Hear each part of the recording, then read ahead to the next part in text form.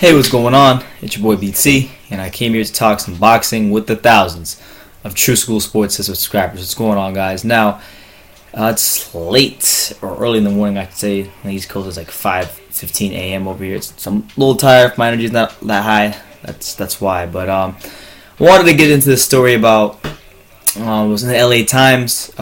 Basically, Jim Lampley was talking about the impending death of PBC, Premier Boxing Champions, because right now it's looking like Premier Boxing Champions, PBC's experiment, it's on its last leg and might not last much longer. So he kind of chimed in, and I want to read you guys the quotes and we'll dissect from there. So here's what Lampley said in the LA Times article. Let me see. He said, here's what he said. So here we go. I quote: 19 months ago, the whole boxing community looked forward to the arrival of a powerful new enterprise which promised a chance to restore boxing to broader exposure and greater sports world prominence, more in keeping with its glorious past. More than $500 million in venture capital was stockpiled to be put to use. In it, a daring plan to buy prime time on a wide variety of television networks. The series would be called Premier Boxing Champions. The goal was to demonstrate that there was an unobserved audience that would erupt to ultimately incentivize those television networks to reverse the equation and pay for the fights. As many as 200 fighters brought in, among them some of the most accomplished young fighters on the planet. Keith Thurman, Adrian Broner, Danny Garcia, Adonis Stevenson, and Mikey Garcia were all potential top 10 pound-for-pound guys who had been given main event exposure here on HBO. Deontay Wilder already had won a heavyweight belt. The piece de resistance, welterweight, Errol Spence, came off the 2012 Olympic team. Could it really have only been 1 year and a half? It seems longer, and maybe because despite the extraordinary accumulation of talent and seeming abundance of money, competitive fights like Leo Santa Cruz vs. Abner Mares and Keith Thurman vs. Sean Porter have been very few and far between. For the most part, PBC stars have been given faint-hearted matchups against lackluster opponents, followed by long layoffs with predictable results in TV ratings and advertising sales. You might have thought Spence's windfall audience of more than 6 million viewers in the NBC time slot just prior to Rio's closing ceremony would have given PBC a rejuvenated bounce, but in late September, NBC announced that 2 primetime PBC cards in December were dropped for now, along with them 3 shows on NBC Network.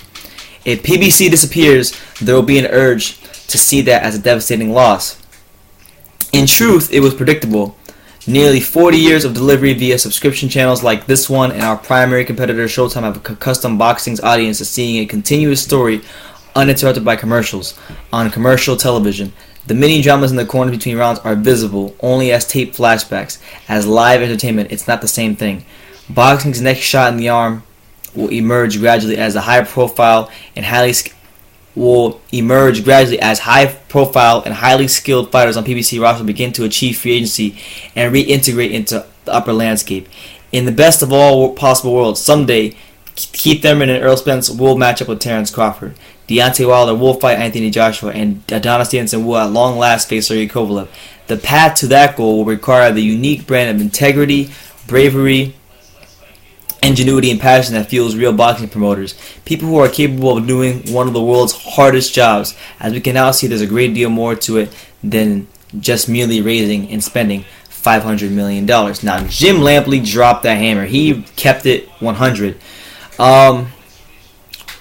Honestly, when PBC first came into the fold, I was very excited about it, just for the simple fact that I felt like it was boxing's chance to become a big-time player in the mainstream sporting landscape here in America. Now, that hasn't happened. I've had a huge problem with their matchmaking. I think the matchmaking has been utter trash. But when PBC gets it right, they really do get it right with Thurman and Porter and Mares and Leo Santa Cruz. There have been those highs. There have been those highlights to keep us, having a little hope as boxing fans. But I think Lampley hit the nail on the head. I think boxing is going to be in a better position when and if PBC does fold, and you see guys like, Keith Thurman, Terrence Crawford, or I should say Keith Thurman, Sean Porter, Errol Spence. When you see these guys get out of the Al Heyman contracts and go to HBO or Showtime, and these fights can become more makeable, then boxing's in a better position because, PBC was a good experiment. It was a great concept in theory, kind of to do what kind of the UFC has done. and creating your own structured league on a platform where your fighters are more visible. But they've botched. They have dropped the ball on that because the fights have sucked, the matchups have sucked, and really it's just left a lot to be desired. And honestly, a big problem I have with PBC is like, obviously as PBC has been on TV longer, I've been able to find fights a little easier, but there's just so many damn fights on so many different networks. Like, you have some fights on FS1, then you have some on Bounce TV, then you have some on Australia TV, then some on NBC, then some on ESPN.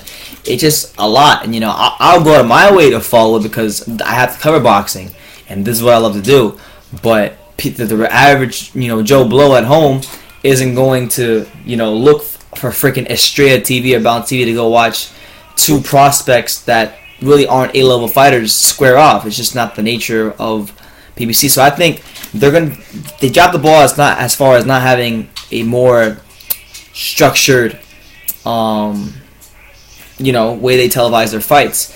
So yeah, man, June Lampley dropped the ether, that stuff that makes your soul burn slow on PBC. Hopefully, if PBC is going to be here for the long haul, hopefully that they're just re-upping their money or going to make bigger fights happen next year. But it's not looking so good. So you guys can let me know what you think about this in the comments down below. I'll leave the link to the article down below as well. But you can love me or you can hate me, but I'm just a kid from Dania. So until next time, take care, guys.